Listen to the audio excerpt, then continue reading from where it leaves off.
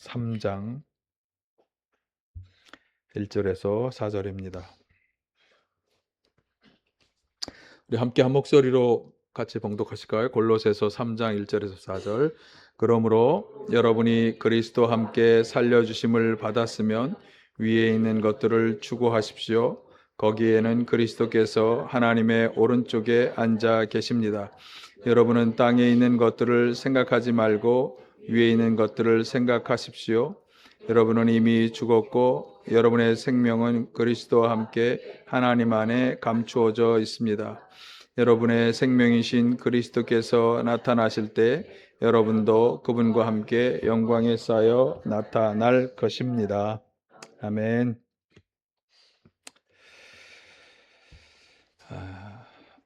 사실 오늘 골로새서 본문은 부활절 본문으로 제가 볼 때 부활절 본문으로 삼기에는 여러모로 부족한 감이 좀 있습니다. 그런데 렉처너리를 보면서 렉처너리는 교회력인데 교회력에 따라서 제가 설교를 하고 있는데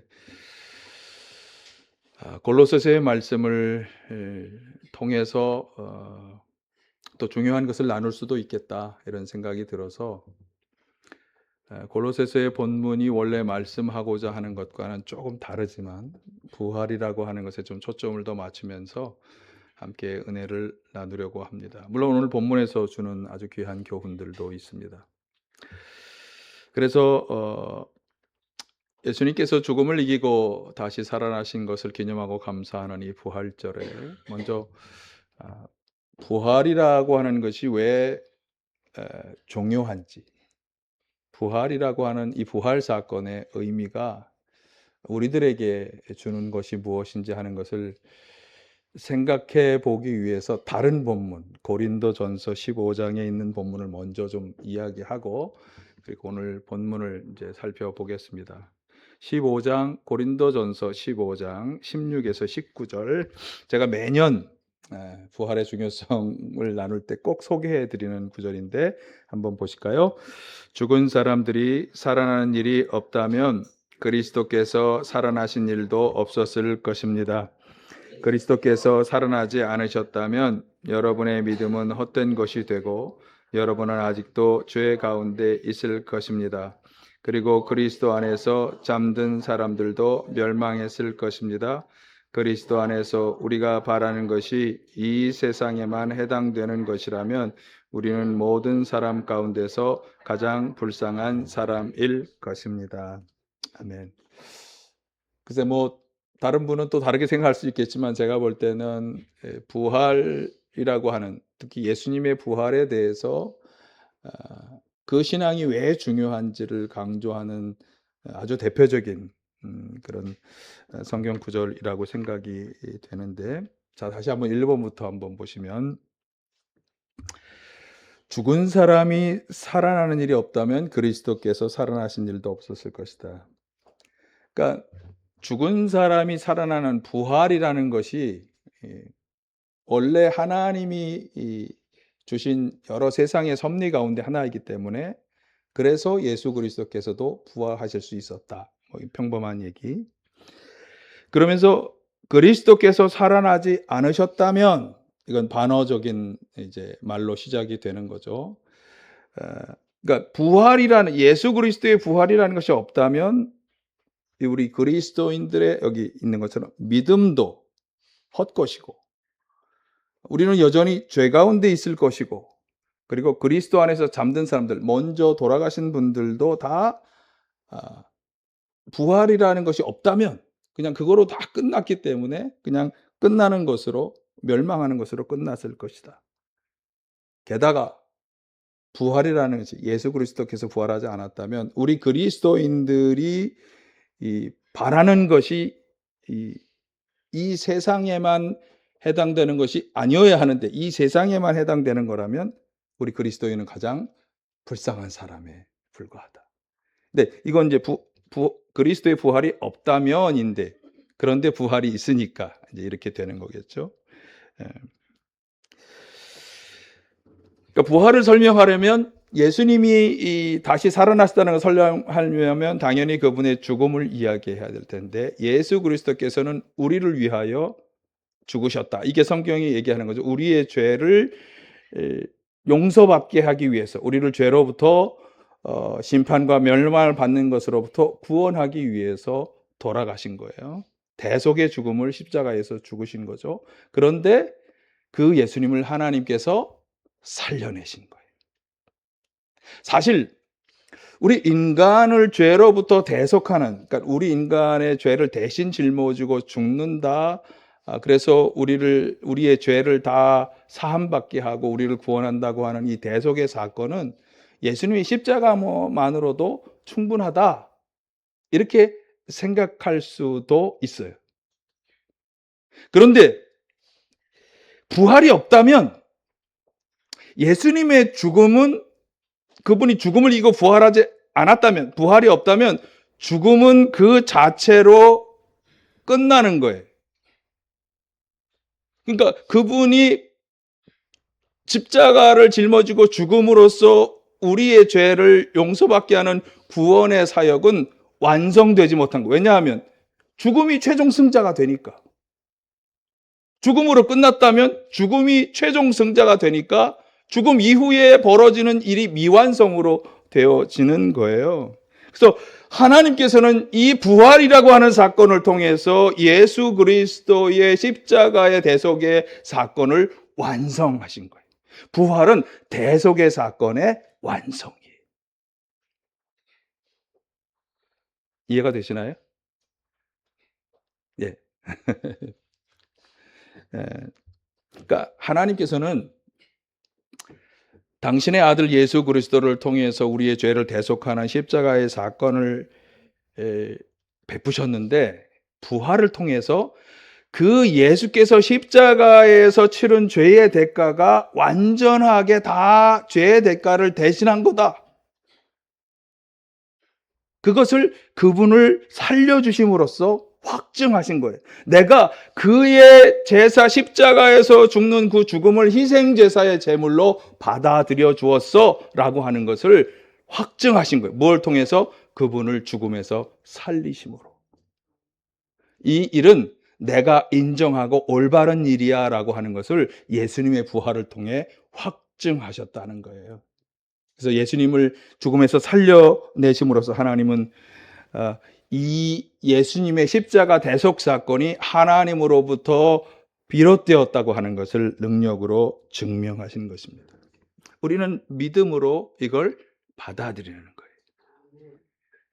예수님을 믿는다는 것은 그분의 대속의 죽음과 그 죽음으로 인해서 우리의 죄가 다 용서받았다고 하는 것을 믿을 뿐만 아니라, 그것을 위해서, 그 대속의 사건을 완성하기 위해서 예수 그리스도를 죽음에서 살려내셨다라고 하는 것까지도 우리가 믿는 것을 다 포함하는, 예수를 믿는다고 하는 것은. 그래서 부활이 없다면 지금 제가 말씀드린 모든 것들이 다 부정되는 것이므로 믿음도 헛되고 여전히 우리의 죄는 용서받지 못한 채로 남아있을 것이고 예수님을 믿는 것도 아무 의미가 없는 일이 되는 거죠. 그러나 부활이 있었기 때문에 우리는 믿음으로 죄사함의 은혜를 받고, 믿음을 가지고 이미 죽은 사람들도 다시 살아날 거고 우리도 죽더라도 다시 살 것을 믿기 때문에 우리의 죽음은 허망한 죽음이 되지 않는 것입니다. 가장 최근에 장례를 치렀던 우리 김영희 집사님 앞에 계신데, 그래서 이 장례 때는 이 죽음으로 끝나지 않는다, 절대로 이것이 끝이 아니다 라고 하는 것을 강조하는 게 우리 기독교적인 장례의 가장 중요한 측면이 되겠습니다. 그리고 아까 고린도서 15장 19절의 제일 마지막에 보면, 이 세상 일에 대한 소망만 가지고 살아간다면 우리 그리스도인들은 가장 불쌍한 사람이 되었을 거다. 그렇잖아요. 이 세상의 끝이 아니고 그 다음이 있다고 하는 것을 우리가 소망하고 확신하기 때문에 좀 괴롭혀도, 사람들이 좀 미워하고 괴롭혀도 어떻게 해서 견디고, 그래 이걸 끝이 아니니까 견디고 그 다음을 바라보는데, 그래 그 다음이 없다면 견디고 수모를 당하고 하는 걸 견디고 참고 하는 것이 다 다 아무 소용이 없는 일이 되는 거죠. 그래서 가장 불쌍한 사람이 되었을 거다, 그렇게 이야기하는데, 예수님의 부활은 우리 그리스도인들이 가장 불쌍한 사람이 아니다라고 하는 것을 증명하고 있습니다. 부활절 아침에 이 부활의, 예수님 부활의 의미와 중요성에 대해서 다시 한번 생각하고 마음에 새기는 기회가 되시기를 간절히 바랍니다. 자, 그런데 오늘 본문 3장 1절 상반절에 보면, 자, 같이 보실까요? 그러므로 여러분이 그리스도와 함께 살려주심을 받았으면. 그리스도와 함께 살려주심을 받았다? 아니, 내가 뭐 죽었나? 아니, 뭐 집사님이 죽었나요? 살려주심을, 죽은 사람이라 받는 살려주심을 왜 받았다는 거죠? 예? 그러니까 우리는 아직 죽지 않았는데 왜 살려주심, 내가 왜 부활했다고 말하는 것인가? 이렇게 의문을 가질 수 있는 아주 의문을 던져주는 것이 지금 3장 1절의 상반절 말씀이에요. 그런데 이것은 사실 골로새서를 쭉 읽어보면 이해되는데, 2장에 보면 2장 11, 12절에서 이것을 좀 이미 설명했었어요. 한번 보실까요? 그분 안에서 여러분도 손으로 행하지 않은 할례, 곧 육신의 몸을 벗어버리는 그리스도의 할례를 받았습니다. 여러분은 세례로 그리스도와 함께 묻혔고, 또한 그분을 죽은 사람들 가운데서 살리신 하나님의 능력을 믿는 믿음으로 그리스도 안에서 와 함께 살아났습니다. 자, 여기 손으로 행하지 않은 할례, 곧 육신의 몸을 벗어버리는 그리스도의 할례를 받았다. 이것도 아주 설명이 필요한데, 일단 육신의 몸을 벗어버리는 이 할례는 죽었다, 이 육신의 몸을, 그러니까 죽음을 의미하는 게 아니라요, 죄된 육신의 몸, 과로가 빠져서 죄된 육신의 몸을 벗어버리는 그리스도의 할례, 그것은 바로 그 뒤에 세례로 그리스도와 함께 묻혔다라고 하는 그 설명과 함께 보아야 되는 거예요. 그러니까 세례라고 하는 아주 중요한 의식과 과정을 통해서 그리스도와 함께 묻히고 죽고 그리스도와 함께 다시 살아나는 경험을 하였다라고 하는 말씀이 되겠어요. 그러니까 우리 그리스도인들은 예수 그리스도께서 나의 죄를 대신 짊어지고 십자가에 죽으셨다고 하는 것을 우리가 받아들이잖아요. 그것을 받아들이고 세례를 받을 때 어떤 일이 우리 가운데, 보이지 않지만 우리 가운데 어떤 일이 생기는가 하면, 예수님이 십자가에 달리신 그 사건이 우리에게 확 다가오는 거예요. 세례를 받을 때 그 십자가의 사건이 우리의 사건이 되면서 나도 죽는 거예요. 아니, 예수님 세례받을 때, 아니 목사님 내가 세례받을 때 죽나요? 죽는 거예요. 뭐가 죽어? 죄된 옛 사람이 죽는 거예요. 예수님과 상관없이 살아왔던, 마음껏 욕망과 욕정을 다 만족시키며 살았던 죄된 옛사람이 세례를 받을 때 죽는 거. 어떻게 죽어? 예수께서 십자가에 달리셨다고 하는 것을 내가 믿기 때문에 그 십자가의 사건이 나에게 다가오면서 나의 사람도 옛사람도 죽는 거예요. 그것을 연합한다. 예수와 연합하면서 나의 옛사람은 죽는 거예요. 그런데 그 예수님이 죽음을 이기고 살아났잖아요. 그래서 나도 살아나는 거예요. 그런데 그 사람은, 다시 살아난 사람은 새 사람이죠. 죄된 옛사람과 결별한 새로운 생명을 가진 새 사람으로 살아나는 거예요. 이 얘기에 대한 더 자세한 설명을 보시길 원한다면 로마서 6장 3, 4절에 잘 돼 있어요. 한번 보시길 원하는 분은 그걸 읽어보시면 되겠어요. 그러니까 우리 그리스도인들은 세례를 받을 때 이 영적인 체험을 하는 거예요. 죽고 살아나는, 죄된 옛사람은 죽고 새로운 생명으로 살아나는 것을 체험하는 거예요. 그러니까 세례는, 혹시 우리 이 중에 가장 최근에 세례 받아서 우리 김진숙 집사님, 혹시 세례 받을 때 내가 죽고 다시 사는 영적 체험이 있으셨나요? 모르겠어요, 목사님. 제가 어떻게 모를 수도 있어요. 그러나 우리는 모르지만, 나는 잘 모르지만 영적으로 그러한 과정이 우리 안에 생긴 거예요. 그래서 우리가 어떤 확신을 가져야 하면, 나는 죽고 다시 살아난 사람이라고 하는 확신을 가질 필요가 있어요. 왜냐하면 그런 일이 우리에게 나는 느끼지 못했지만 그것이 벌어진 거예요. 영적으로 우리에게 그 일이 벌어진 거예요. 내가 예수님을 믿는 한 그분의 십자가의 죽음에 연합해서 나의 죄된 옛 사람은 죽고 새로운, 예수님이 부활한 것처럼 새로운 사람으로 나는 다시 살아나게 되는 거예요. 그래서 영적인 체험이에요. 그런데 한번 우리가 신앙생활을 좀 많이 해본 분들은 죄된 옛사람이 죽고 그리스도 안에서 새 생명을 누리는 존재로 다시 살아난다, 어디서 많이 들어본 얘기예요. 어디서 들어봤냐면 성령으로 거듭난 사람의 삶을 이야기할 때 들어본 얘기예요. 성령의 거듭남이 바로 이 설명이에요. 우리가 성령으로 거듭난다고 하는 것은, 어떻게, 예수님한테 니고데모가 물어보잖아요. 어떻게 내가 거듭납니까? 어떻게 어머니의 뱃속에 들어갔다 나올 수 없지 않습니까? 그랬더니 예수님이 하신 설명이 뭐예요? 물과 성령으로 거듭나야 한다. 그러니까 완전히 새로운 사람이 되는 거죠. 예수님과 상관없이 살아가던 옛사람, 욕망과 욕정을 따라 살아가던 옛사람, 하나님의 심판을 받고 멸망을 당할 옛사람은 죽고 완전히 새로운 사람으로 거듭나는 것이 바로 성령의 거듭남이에요. 그러니까 지금 세례를 통해서 이 영적인 체험을 한다고 하는 이 과정 속에 성령의 거듭남의 체험이 함께하는 것이다라고 하는 것을 우리가 금방 유추할 수 있어요. 자, 이렇게 정리하시면 되겠어요.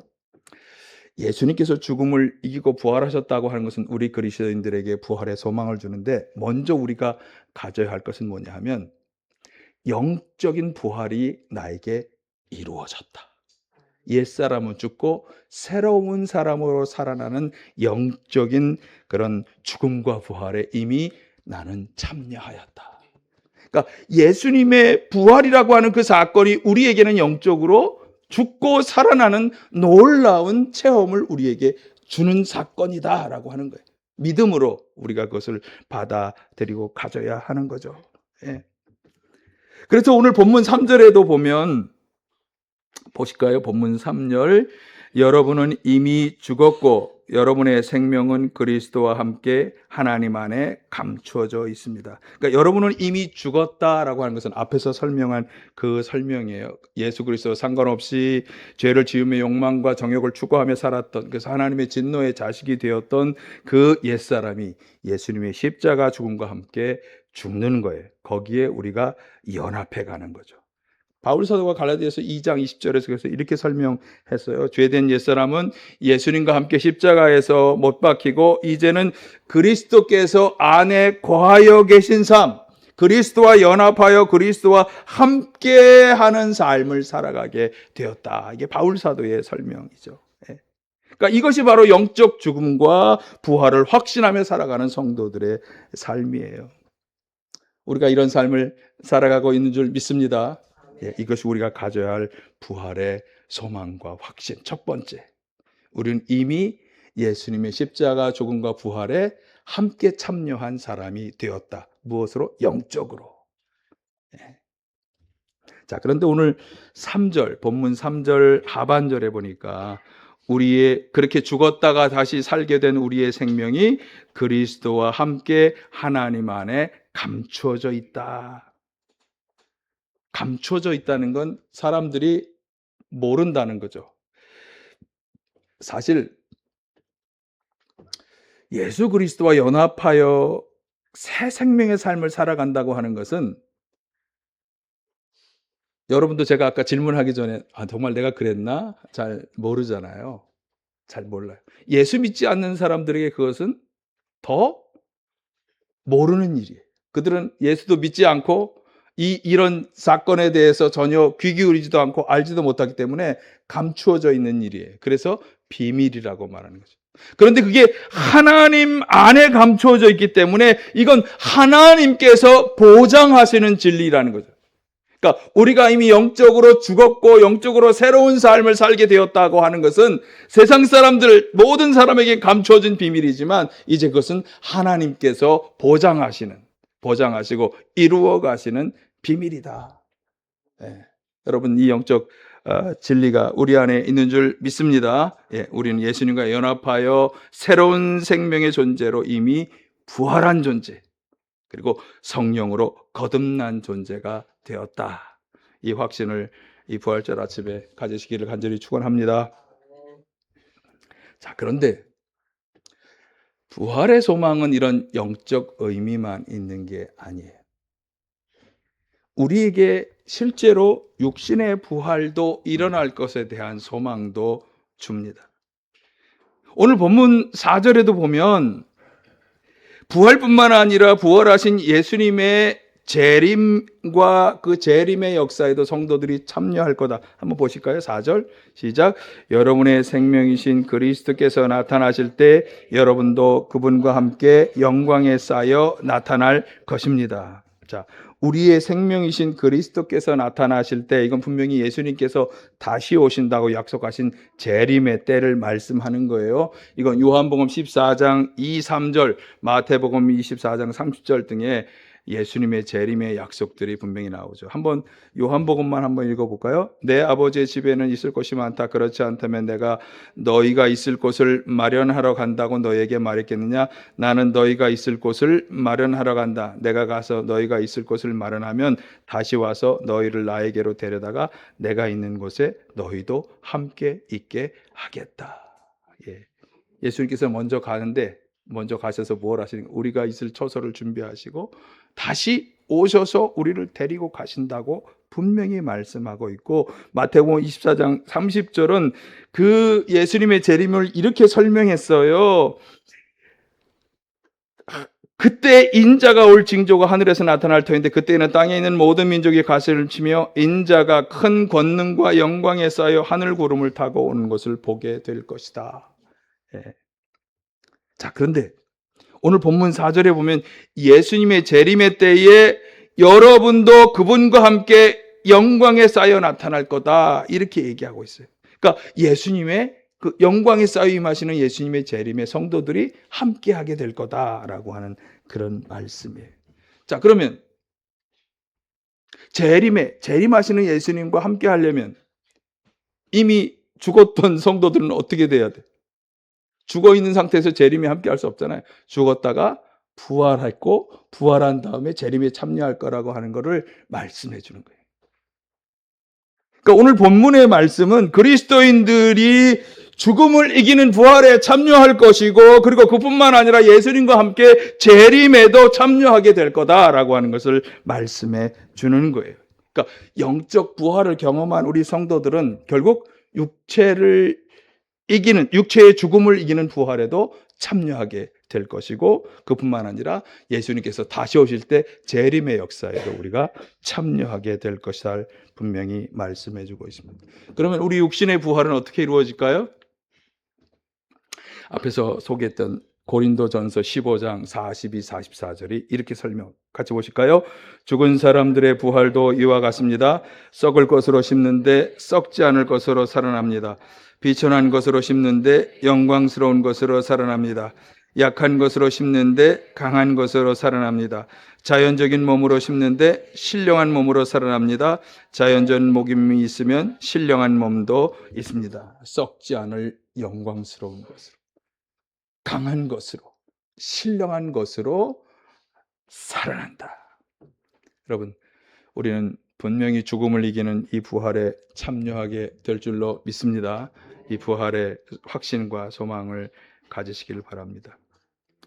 자, 그런데 사실 오늘 골로새서 본문에서 또한 말씀하고자 하는 것은 1절에 그리스도와 함께 살려주심을 받았으면, 이 말은 제가 분명히 설명을 했어요.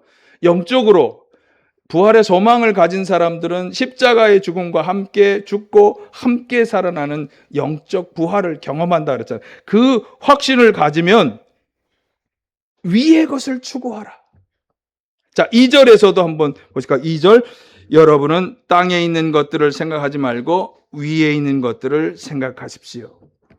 그러니까 부활의 확신과 소망으로 살아가는 성도들은 땅에 있는 것들, 세상 사람들이 추구하는 여러 가치들을 추구하며 살아가기보다는 부활하여서 가게 될 곳, 어디죠? 하늘의 하나님 나라, 그 하늘나라의 가치를 추구하며 살아야 한다라고 하는, 당연한 거죠. 당연한 거죠. 거기에 가게 될 것이니까. 그래서 오늘 본문에는 없지만 오늘 본문 이후에 바로 뒤에 5절에서 11절에서 추구하고 살아야 할 하나님 나라의 가치가 무엇인지, 생각하지 말아야 할 땅의 가치가 무엇인지를 설명하고 있어요. 그래서 사실은 이 골로새서의 본문을 그대로 이해하기 위해서는 1절부터 11절까지로 본문을 삼아야 하는데, 저는 오늘 부활절이기 때문에, 그리고 렉셔너리에서도 4절까지만 설명해라 이렇게 본문이 나와 있어서 사실 5절에서 11절 말씀은 오늘 설교에서 제가 제외를 했어요. 근데 제외하기에는 너무나 아까워. 왜냐하면 부활의 소망을 가진 성도들이 이렇게 살아야 한다는 말이 되어야 되잖아요. 그래서 간단하게 소개를 해드릴게요. 생각하지 말아야 할 그런 땅의 가치가 어떤 거냐? 부활의 소망과 확신을 가진 성도들은 이런 땅의 가치들을 생각하지 말라고 말하는 것이 어떤 거냐? 한번 같이 보실까요? 시작. 성적인 부도덕, 더러운 마음과 행동, 무절제한 정욕과 불건전한 욕망, 악한 것을 갈망하는 마음, 하나님보다 더 사랑하는 우상숭배, 격한 분노, 남을 해치려는 악한 마음, 남을 헐뜯거나 비난하는 말, 더러운 언어, 거짓말, 이런 10가지들을 쭉 이야기하고 있고, 이런 것은 생각하지도 말라 그러면서 추구하고 살아야 할 하나님 나라의 가치는 어떤 것이냐? 시작. 그리스도의 성품을 닮아가야 하고, 하나님을 아는 지식으로 가치관이 변화되어야 하고, 하나님의 거룩하심과 의로움을 닮아가야 하고, 인종과 문화와 사회적인 지위의 차별을 넘어 오직 그리스도만을 최고의 가치와 중심으로 삼고 살아야 하고, 그리스도 안에서 모든 성도가 연합하여 살아가는 것, 그것이 부활의 소망과 확신을 가진 하나님 나라의 가치를 추구하는 성도들이 해야 할 일이다. 자, 이렇게 땅의 것보다 하늘의 가치를 최고의 가치로 삼고 살아야 하는 이유는 우리가 이미 영적으로 부활한 존재이고 앞으로도 부활할 성도이기 때문에, 부활에 참여할 것이기 때문에, 여러분 이 부활의 확신과 소망으로 위의 것, 하늘나라의 가치를 추구하며 살아가시길 간절히 축원합니다. 자, 그런데 부활절에 반드시 잊지 않고 기억해야 하는 중요한 한 가지가 있습니다. 자, 한번 같이 보실까요? 사망의 권세는 결코 우리를 이길 수 없다. 이 사실을 이 부활절에는 꼭 확인하고 넘어가야 합니다. 그러니까 예수님께서 죽음을 이기고 부활하셨다고 하는 그 사실, 그리고 우리도 예수님처럼 그 죽음을 이기고 이 부활에 참여할 거라고 하는 이 분명한 사실이 우리에게 말씀해 주는 것은 사망 권세, 즉 죽음을 가지고 위협하는 그 어떤 위협에도 우리가 굴복할 필요가 없게 되었다는 것을 말씀해 주는 거예요. 고린도전서 15장 55, 57절에서 이렇게 말씀하죠. 죽음아 너의 승리가 어디 있느냐? 죽음아 너의 독침이 어디 있느냐? 그러나 우리 주 예수 그리스도를 통하여 우리에게 승리를 주시는 하나님께 우리는 감사를 드립니다. 예수님께서는 죽음을 이기는 부활을 통해서 이미 사망 권세에 승리하셨고, 그분의 그 승리는 단순히 그분 한 분의 승리로 끝나는 게 아니라 하나님께서 그 승리를 믿음의 성도들에게도 주셨다. 자, 주실 것이다가 아니라 주셨다. 그래서 감사한다고 바울 사도가 고백하고 있잖아요. 그러니까 이 부활절에 우리가 반드시 확인해야 하는 것은, 부활의 소망과 확신을 우리가 가졌다면 우리는 죽음을 이기고 사망 권세를 이겼다는 사실이에요. 이겼다. 이길 것이다가 아니라 이겼다. 아니, 예수님께서 십자가에서 이미 이기셨잖아요. 사망 권세를 이기셨잖아요. 그리고 그 승리는 하나님이 우리에게 주셨다고 말씀하잖아요. 그래서 영적으로 이미 죽음과 부활을 경험한 존재, 앞으로도 부활할 존재, 그러면 그 사이의 삶, 그 삶은 어떤 삶이냐?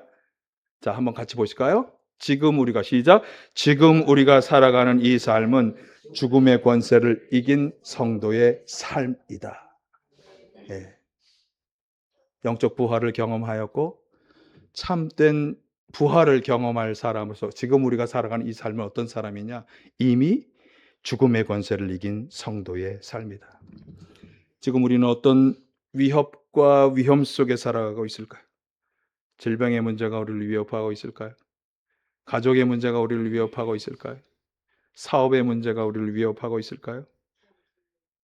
자, 그 어떤 것이 우리를 위협한다고 해도 그 위협들은 죽음보다 더 위협적일 수는 없어요.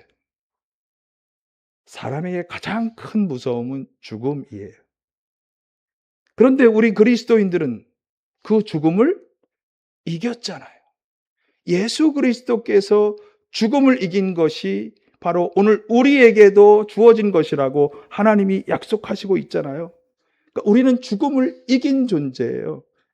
그 무엇이 우리를 위협한다고 해도 그것은 죽음보다 더 위협적일 수 없기 때문에 우리는 이미 그 죽음을 이긴 존재이고 예수님의 부활이 우리가 이겼다고 확신해주고 있기 때문에 우리는 다 이미 그것과 싸워 이긴 삶을 살아가고 있는 것입니다. 여러분 이 확신을 가지시길 바라요. 예수님께서 요한복음 16장 33절 하반절에서 말씀하죠. 같이 하실까요? 너희는 세상에서 환난을 당할 것이다. 그러나 용기를 내어라. 내가 세상을 이겼다. 너희도 세상을 이길 것이다. 너희가 당하는 환난이 너희를 이길 수 없다. 이것이 주님이 이 구절에서 말씀하고자 하는 것입니다. 예수님과 함께 우리는 이미 사망 권세를 이겼습니다. 그 어떤 사망 권세의 위협과 위험에도 불구하고 우리는 승리할 것입니다. 이 부활절 아침에 이 소망과 확신으로 무장하셔서 담대히 나아가시기를 간절히 축원합니다.